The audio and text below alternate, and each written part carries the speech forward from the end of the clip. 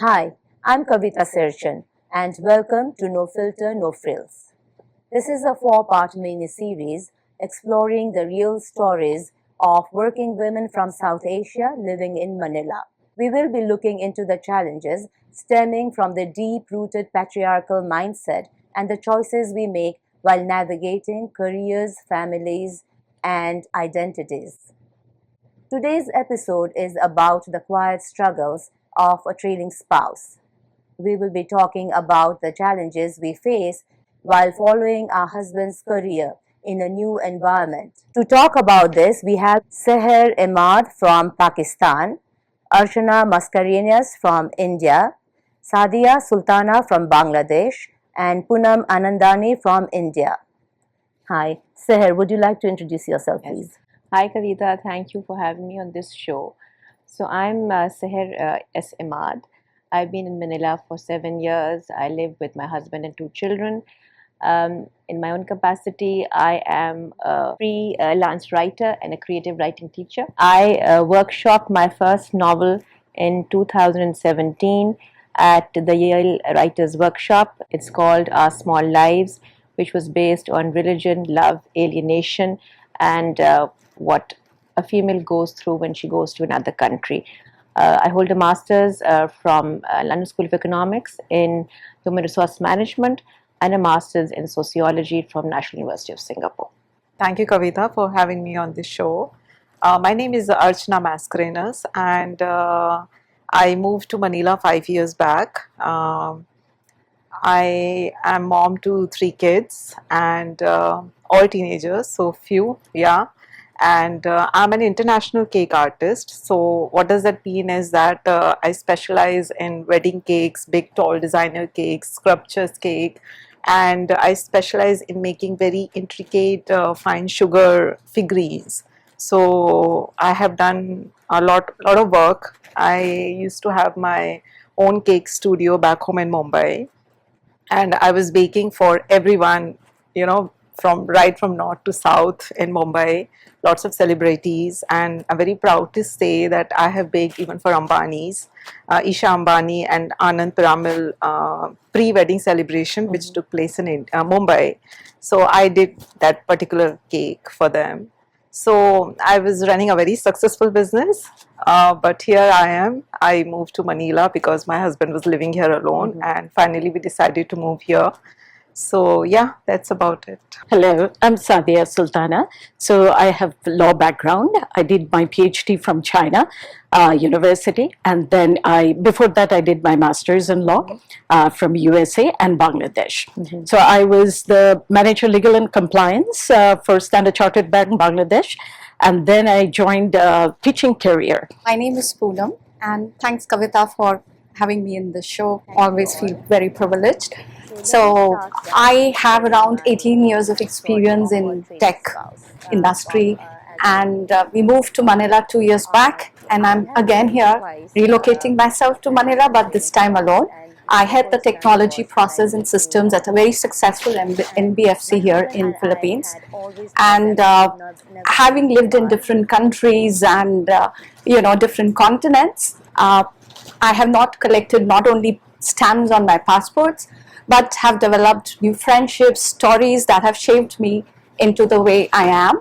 I truly believe that every change gives us an opportunity to reinvent yourself, as well as brings resilience, open new doors and opportunities, build new stories. And here I am building a new story and a new chapter. And I firmly believe, and honestly, be it life or technology or any realm of your life, you always believe that change is the only constant, and I am a firm believer of that. Thank you all. So let me start by sharing my own story of a trailing spouse from as a working woman from Nepal. I have moved twice as a trailing spouse, and the first time was when I moved to Hong Kong. And my husband and I had always thought that we would never leave Nepal, but life happens, right? Our son was born on the first day of the movement against monarchy. So it was a very turbulent time in Nepal, and then when he was around 4 days old, we were bringing him home and our car was nearly toshed. You know, when you are a new mother, you are psychologically weak also. That really rattled me. And there were many instances of violence against kids also in Nepal, and that used to affect me so much. And we saw that a lot of our friends were sending their kids to India or abroad to boarding school. So then I had this discussion with my husband that, you know, these days kids only stay with you till the age of 18, and after they go to college they only come back as guests anyways. And I really wanted to spend that 18 years with our child. It was my decision that we should be moving, and then my husband got a job in Hong Kong and we left. But you know, when I left, I was so confident that I would get a job that it did not even strike me that I was being a trading spouse. I was thinking, my husband goes, I go, we'll both have a career. So about after 3-4 months, I started looking for work, and that's when I realized that in Hong Kong, all communications job required Chinese language expertise, fluency. So I almost struggled for 1 year trying to find job, and no one was, you know, writing back to me. It was very frustrating. I was even starting to, you know, question my qualification. Am I really that bad that I'm not getting a job? You know, so you know, there was lots going on in my mind. And then I saw this job at the Equal Opportunities Commission in Hong Kong. It was for a senior communications officer role, and it had mentioned the Chinese language requirement, but I still applied anyways. At that point, I was so desperate. Any communications jobs I saw, I would apply. We were supposed to fly to Nepal for a festival, and then I still hadn't heard from them. So I called them. The person who was on the other side said that, you know, we really like to see, but this is a senior position, and for this, Chinese language fluency is mandatory, and there's nothing we can do. But we also have a position open, which is for communications officer. Would you be willing to consider that? I was so desperate at that time. I said yes. I went for the interview, and then I got the job, and I accepted it, although it was a downgrade, right? Because I was really desperate by then. Archana, what has been your story? How has been your experience as a trading spouse? So actually, I come from the family of bankers. So when I was growing up, and anyone would ask me that, oh, what do you want to become when you grow up? And I would be like, oh, branch manager. So for me, that was, you know, the criteria that I just want to, because every time I would walk into my father's bank and I would look that branch manager cabin, and that would fascinate me. And eventually, you know, I got into banking, and I became the branch official. But this is very young, like I was just 22 when we got married. Mine is a love marriage, interreligion marriage. So we got married, and I continued working for a few years. And then after a few years, we decided to start a family, and that was not happening. And let me just tell you that when I started, I was a very, very, you know, highly motivated girl, and I wanted to do so much in banking industry and all that. But marriage happened. Yes. My focus shifted from being, you know, career oriented, shifted to the family oriented. And that was the first time I took back seat. I decided to quit my job because I was having difficulty in conceiving, start a family. I tried for a few years and things were not moving for me. And we decided mutually, and I quit my job, and it took me another 5 years to have a baby. So it was a long sabbatical, you know, which was supposed to be 1 or 2 years. It continued for 5 years or 6 years or something. And then we moved. That was my first movement out of country. We moved to Malaysia, then we came back, and then again, you know, family way. But in this time, I started as a baker. So I have no qualification, or I'm not any trained, you know, chef or something. It just started as a hobby, and I just started making few cakes here and there, and then it took me to a different level altogether, because I was very, very passionate about it. I became very passionate, and initially I started from home, and then I opened up my own studio. And you know, when I was doing all this, I never thought that one day I'll become this star baker or a celebrated baker. And you know, I had this art in me. I had even no idea about that. And this was, I was very proud that I have created this on my own from scratch, and it's all about me.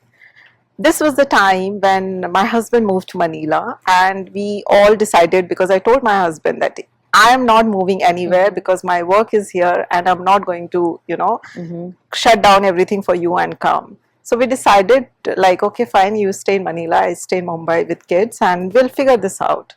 We tried managing that a year, but when you have young kids, so my older son was 12, my twins were somewhere 7-8 years old, and we realized that they are the one who are suffering, because being a cake artist means I would be busy on weekends, and kids would be alone at home with the nannies and all that.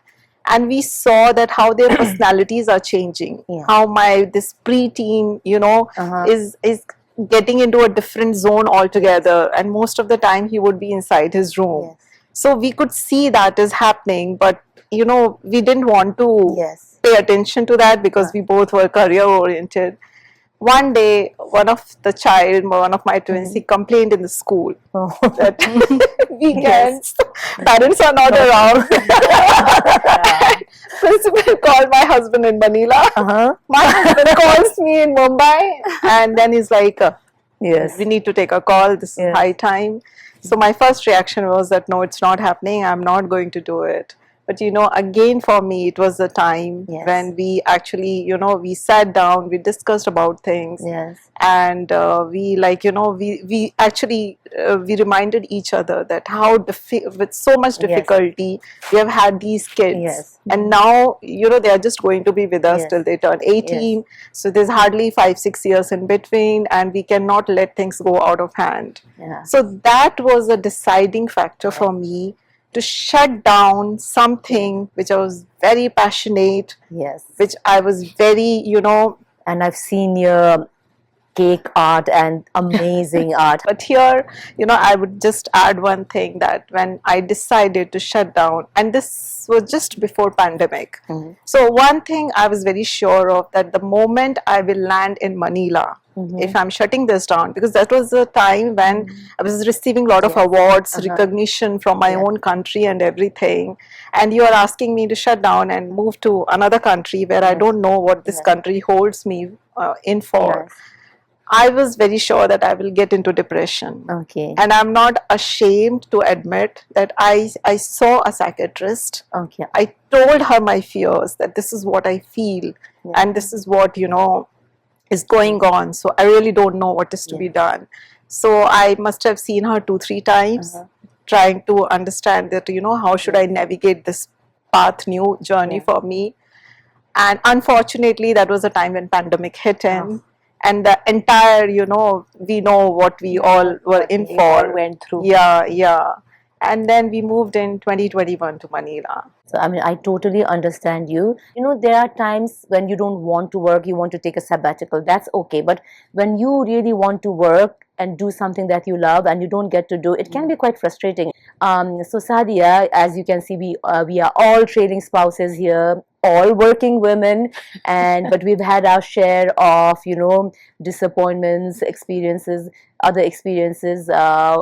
How has the transition been for you? So I would like to put it this way, that I'm a very optimistic person. So what I feel is, like, whenever life gives you something, accept it and try to make the best use of it, whatever resources, small or big it is. Because otherwise, it can create more stress than peace. And it might, end up with a depression or frustration, which is very normal. So going back, I was, with Standard Chartered Bank, their head of legal and compliance, which was a very stressful job for me. So this was before my marriage. So I already transitioned to academic, career, and I started teaching. I never knew that I would love teaching so much. So when I joined the university, I got married, and then I had 2 sons, and they were very young, but I was still teaching, could manage, with the helping hands back home in Bangladesh. And then the first relocation, happened in 2006. So my husband did not give me any pressure, or did not ask me, like, are you following me or not?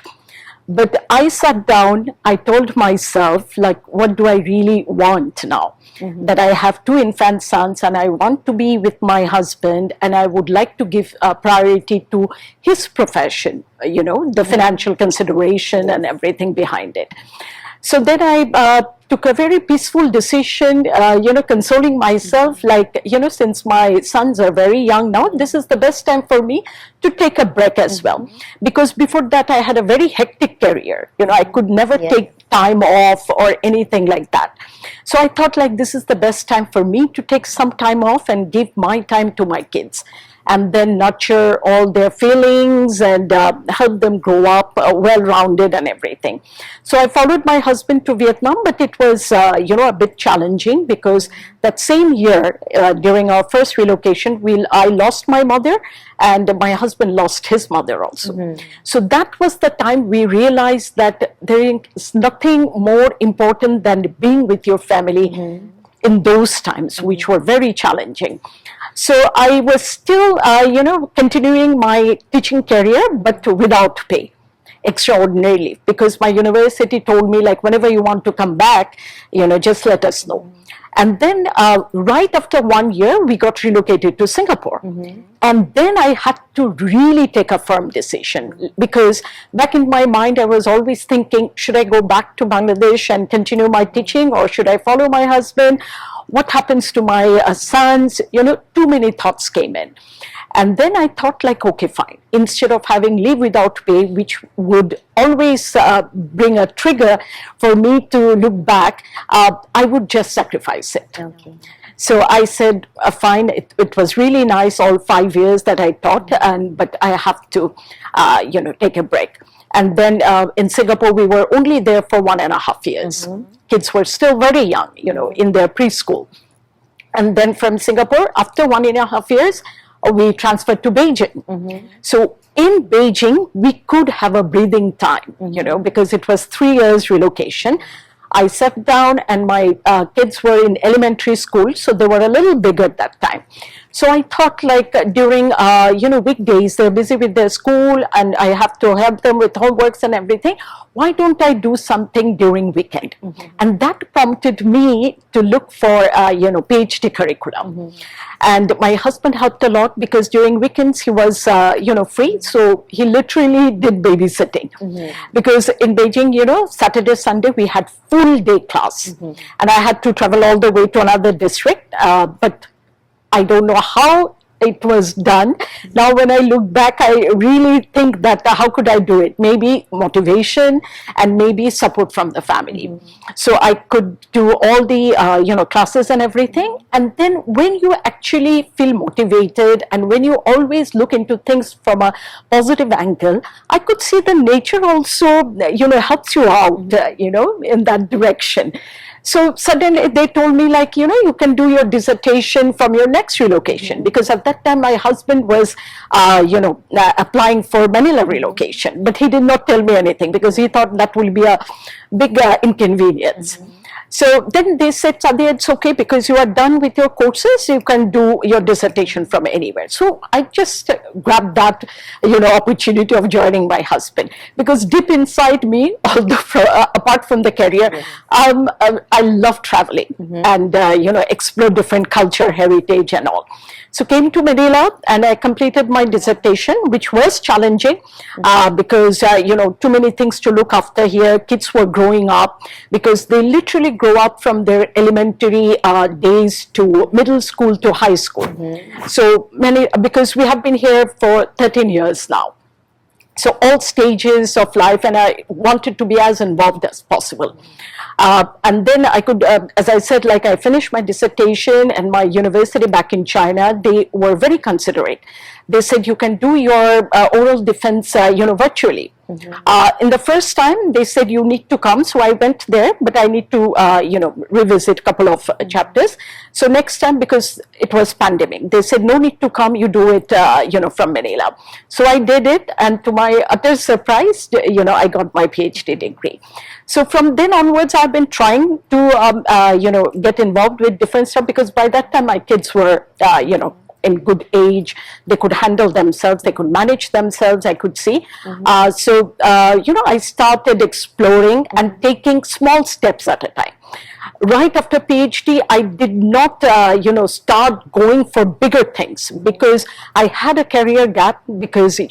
on my own, I tried to follow my husband as a conscious choice. So I thought, okay, fine, once at a time.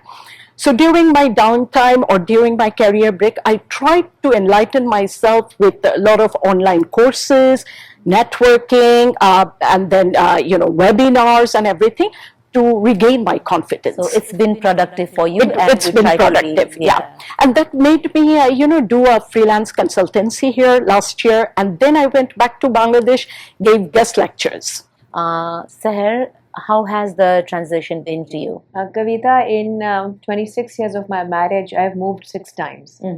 And I think that's quite a lot. So at first, when I moved from Pakistan as a young girl of 23, seems like ages ago, at that time I felt like I was just, breaking away from the place I'd been brought up in, leaving my family behind, my parents, how Yes. attached we are to our families. And I never lived abroad on my own. But after that, after the first move, came the subsequent moves, and every time I felt like I was leaving behind the home I had built and leaving behind a life I had built to another life. And you move away from your friends, from the familiar places, from the relationships you've built, from the homes you've built, to something totally new and something that you have no idea of. So, I mean, I'm proud of myself today that I have done all that, but it hasn't been easy. And of course, with the transition also comes fear, because you feel that, will I be able to do it and all over again? But and yet, as a woman, you have to be there for your family. You have to be there for your children and your husband, as they're settling into offices and schools, and they have places to go to. But you, as a woman, especially if you don't have a full-time job or you have left your job behind, you have to start from scratch. So I think the whole responsibility falls on the woman, and yet you're the only one who's really taking care of yourself, because everybody else has their life sorted. So I felt that every time I moved to a new country. But thank God I've been able to do it, and today I think I'm proud of the journey I've taken and where I have reached. And today, I have students from all over the world. I teach English, as I said in my introduction. I'm an English SAT teacher. I teach English to HSM and MS from ISM and also from schools all over the world. I've been able to build a network for myself, and I'm finding a lot of gratification in my teaching. So I think I've come a long way. It hasn't been easy. It's had its blocks, but I think with a positive attitude, as Sadia said, you can do it. My decision to move to Hong Kong was my own, and it was fairly easy one. Also, primarily because I didn't even know what I was getting into, right? But the second move to Manila was tough for me. I was very happy with the office I was working for. I liked my colleagues there. I liked my life there. We were all set. But my husband's a lawyer, and during 2006-7 global financial crisis, he had to pull in all-nighters for several days.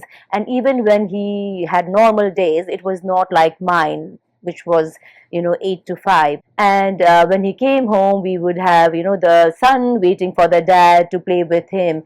So it was very taxing for him also, and it was taking a toll on him. And then when the opportunity to come to Manila came, I was the one who pushed him. And because Hong Kong is just less than 2 hours flight away, we had decided that he would be flying to Hong Kong every other weekend, and then whenever we have long holidays, weekends, we will come to Manila. So on paper, it was perfect. But I started noticing that he was acting, he was missing his father. So I made a call. And although I made a call myself, I was really, not very happy about it. I had a lot of inner turmoil going inside me because of the experience I had in the difficulty in finding job in Hong Kong. I was very wary of coming to Manila. So, Archana, you did mention that you were very unhappy and you had to see a psychiatrist, but what were the other inner conflict that you went through? Yeah, like as you said, when you are a parent, so I think your entire universe shifts towards your children. So as you said that your 2 years old could feel that father is not around, and of course my 12 years old was feeling it, and it was a pre-teen time. And then the twins, one of the twin, he would actually not sleep the day Sunil would be on the flight. He would not sleep until Sunil, my husband, would reach home. So I could see all these things. I could see that on professional ground I'm doing so well, but at the same time I'm a mother, I'm a mom, and I'm a wife too. I see that how much my husband is struggling, that every 20 days he would try and come to Manila, and it is a very long flight. 17 to 18 hours from point A to point B, So it was very difficult on him, it was difficult on my children, and even I started feeling the heat, because when he's not around, then I'm responsible for everything. I'm responsible for the kids, I'm responsible for, if God forbid, if something goes wrong, then I am the one who is responsible around here. So all these things, starts playing on your mind, and you also get exhausted. You also start feeling the heat and you get exhausted, and all these things then, build up that pressure, and then you decide that, it's right time, high time that we take a call and we just move together as a family. So it is tough. It is tough. But then again, it's like, it's your universe, your family, and you do whatever it takes to keep it going. We do, as a woman, as mothers, as wives, what we do is we just, put in all our efforts, emotions, and ourselves into just trying to create and protect that universe which we have created for ourselves. So that would be all. So the mother in you won. Mother in me. So I never call it, it's been 4 years now we moved to Manila. I don't call it sacrifice. I wouldn't even call it compromise, because it is a decision. It was a very, very, it was a mutual decision. I was the one who took the final call. No one pushed me, no one told me that, oh, you're supposed to do this, and you're a bad mother or you're a bad wife. It was my call. Eventually, when I started seeing things, that was the call which I took. And once I take a decision, then I don't look back and cry over it. That I know if I was in India right now, on professional level, I would be somewhere else altogether. I would be actually doing some TV shows or something. I know that, and everyone knows around me that I would be doing that. But I don't sit and cry over it. I'm like, okay, fine, that chapter is done for me right now, and I'm just focusing on my kids. So, Sadia, you said you're a very positive person and you don't look back, but was there a time when you did go through a little bit of, kind of turmoil or dilemma? Yeah, exactly. I had dilemma, I had turmoil. But as I said, one fine morning I had to really talk to myself, like what I really want.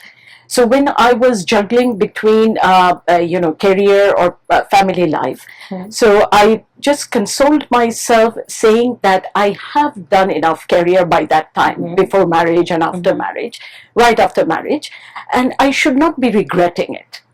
Rather, raising a family, giving time to my sons, which I have not experienced before, I should rather focus on it. So that really made me take an easy decision, because otherwise it was getting very difficult.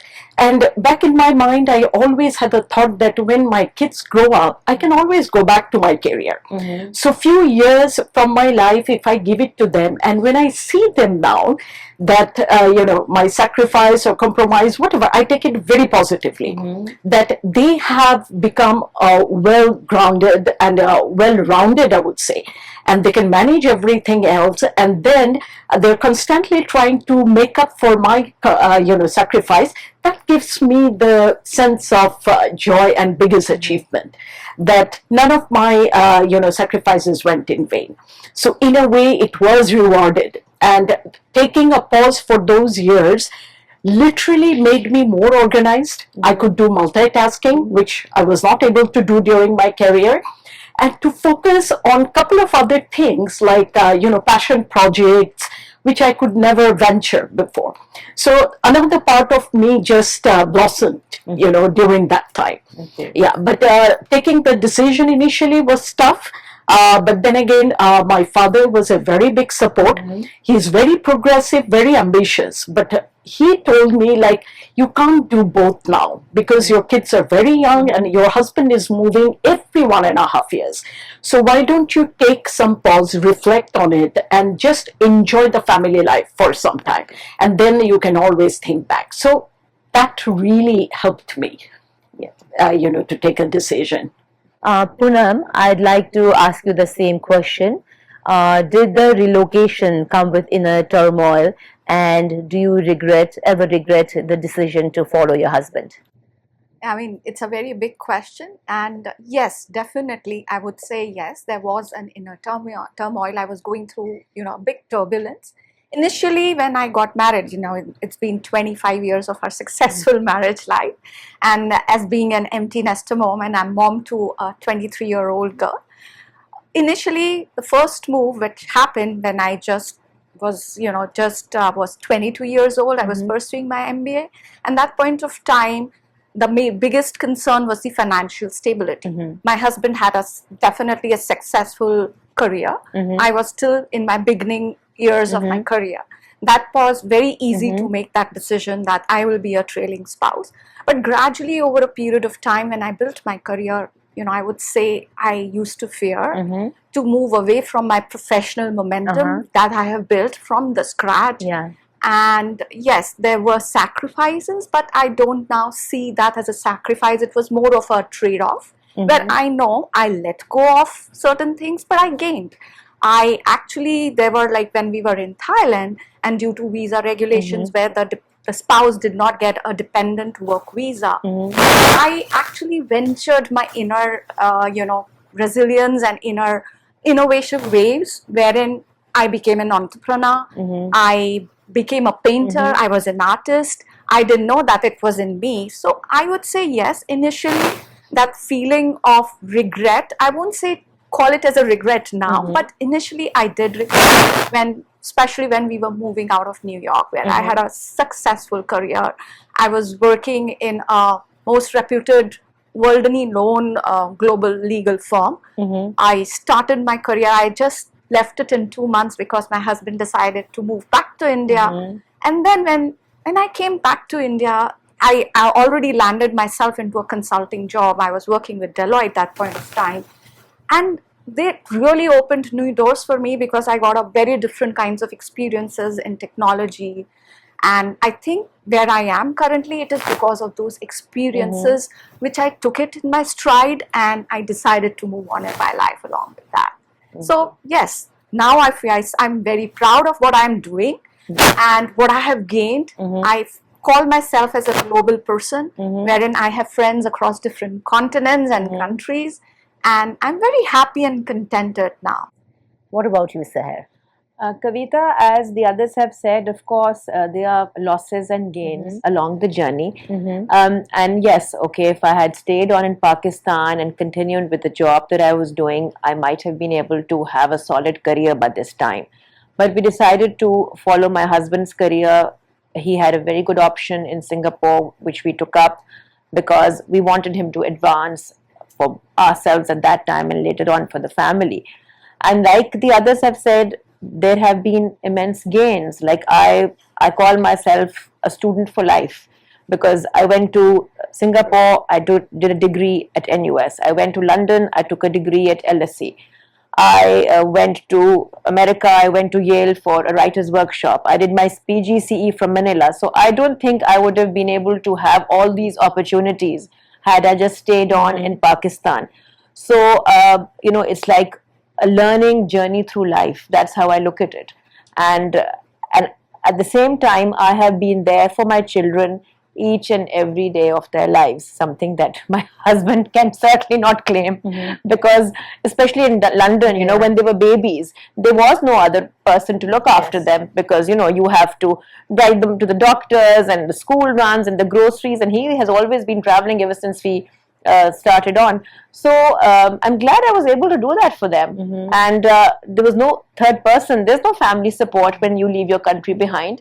There's no mother's house to go to or grandmother's house to drop them at. So I'm glad that I was the person who did it, and I feel very gratified that I was able to learn as well as contribute towards my children the way I have. So I'm happy that I was able to do both. Yeah. So all of us here have been saying like it was our decision because of the mostly financial considerations or some other for children that we moved, followed our husband, right?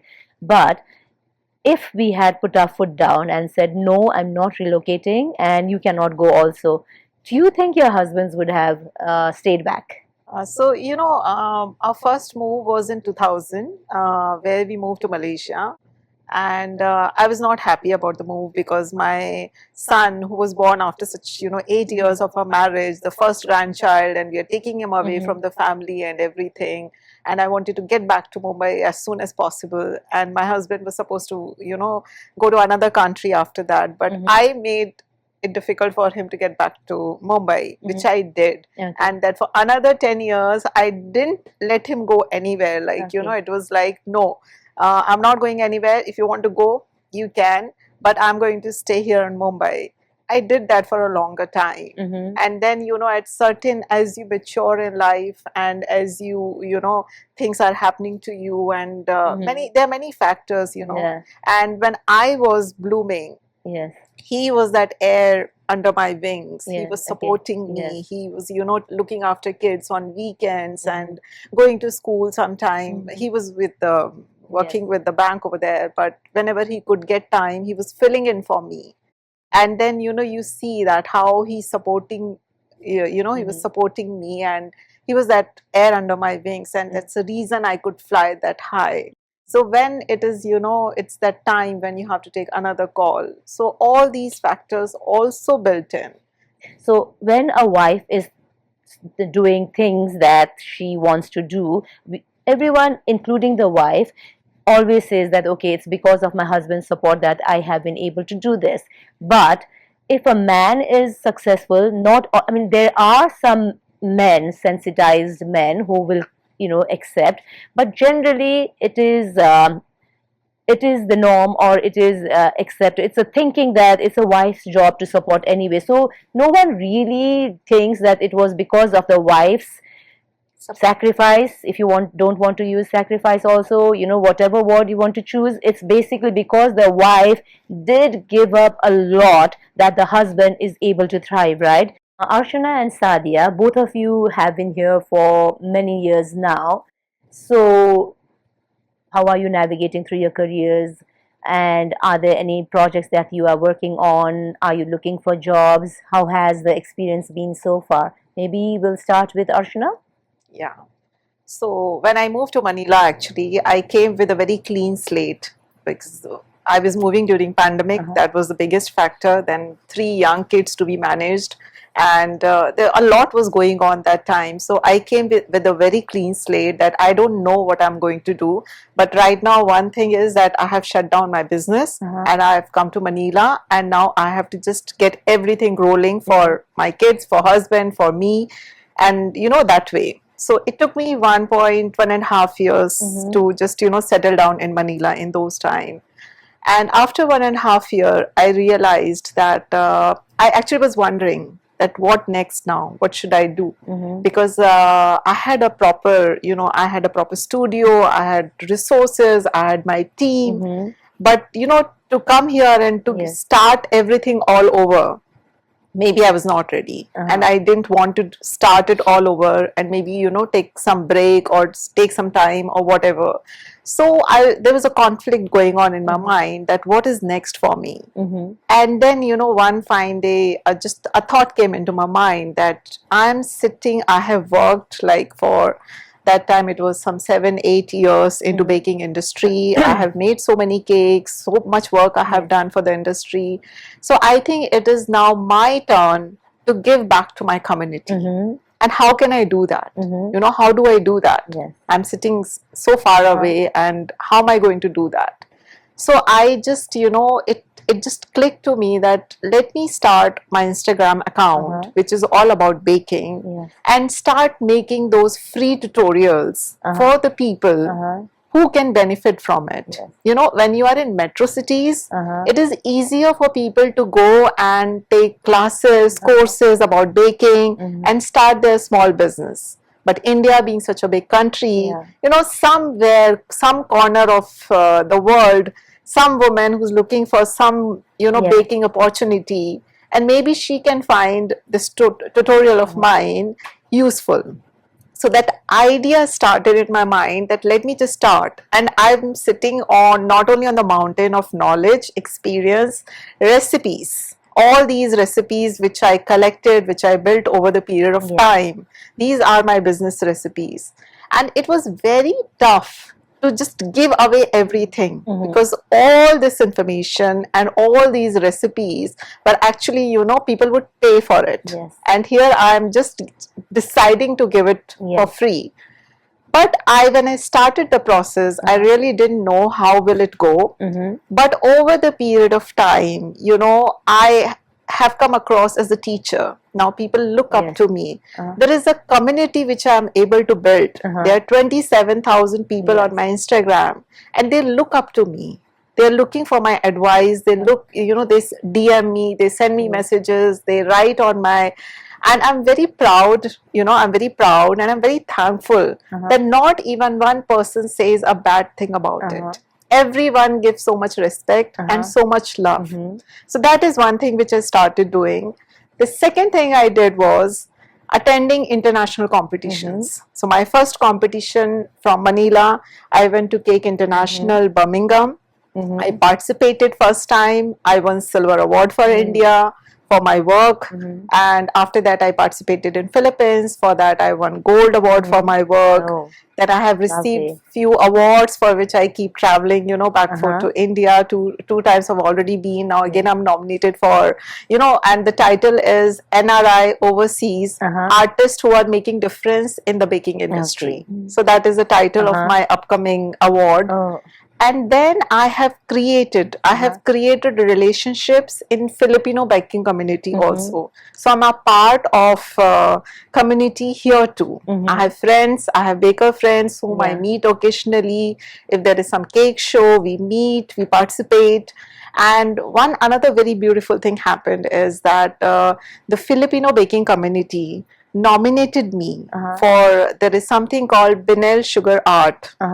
Artwork which happens in Milan, Italy, and they nominated me for that. To represent Philippines. To represent Philippines. Wow. Amazing. So, which I am going to create my piece, and we are traveling in November end, and I'm going to represent Philippines, of course. Congratulations on that. Nice. So, you know, that is like the community, my fraternity is giving back that love to me. So that fills my heart with a lot of gratitude. And I feel very proud of my work, and I actually feel very content. So one door did shut down for me, but the other doors are opening up. So I realize that I'm coming across as a teacher, and then I plan, you know, next year my older son will go to college. So then I plan to start teaching in Philippines, you know, hands-on classes or anything like that. So right now nothing is concrete, but I do have a plan. Sadia? Yeah, so my story is very similar to Archana's as well. So during the downtime and the break, I did not give up. I had been keeping myself busy with small or big things, whatever would come, so that I don't lose focus, and then I can enhance my skill, my knowledge, and keep myself up to date. So I had been very active on LinkedIn, and I built a network. So I reached out to people saying, like, I completed my PhD and now I want to do review, research, similar kind of thing. So I kept trying. And then I also engaged myself being a keynote speaker on webinars during pandemic. Because pandemic was the time when I could finish my dissertation, and I was getting a lot of calls like, do you like to present on that? Do you like to present on this particular topic? So I utilized that opportunity. Instead of regretting, like, after PhD, what am I going to do? Yes. So I always looked forward instead of looking back. Yes. Like, let's see what comes up. So that's one thing. And I, during all these breaks and, in the career gaps, I tried to also enhance the other side of me, like the passion projects, which I couldn't do before. So I opened a Bangla language class during pandemic for the children living in Manila. Those were not only Bangladeshi kids, there were Filipino kids, Indian kids, had a family where one, parent would speak Bangla. And they were really interested for their kids to learn the mother tongue. So that was very rewarding. It continued for 2-3 years. And I never knew that I would carry my mom's legacy, because she had always been a Bangla language teacher. It was a very fulfilling, experience for me, that I could make a difference for the kids who lived far away from home. And then also joining Museum Volunteers of the Philippines was an eye-opener for me, because I was never very keen on learning history, because I was always bogged down with law and law and law, because I come from a family where my father is a lawyer, brother is a lawyer, my maternal grandfather was a lawyer, so, law is in the blood. While talking about the MVP, this MVP just brought back all the confidence in me, because I became their study group coordinator. I started presenting, on topics myself. That was really very helpful. So last year, when I visited Bangladesh, on a personal, visit, I engaged myself in giving guest lectures. And it was so nice to see that still I was sought after, by the private universities, and they really wanted me to speak on business law and business communication. So that really helped me to think that, yes, I still can look for jobs and opportunities instead of giving up. So I guess we can say that the life of a trailing spouse is challenging, but it's also about resilience and reinvention. Absolutely. Poonam and Seher, we haven't heard much from you on this episode, but we'll be hearing from you again in the next episode. Thank you all. Thank you very much. Kavita.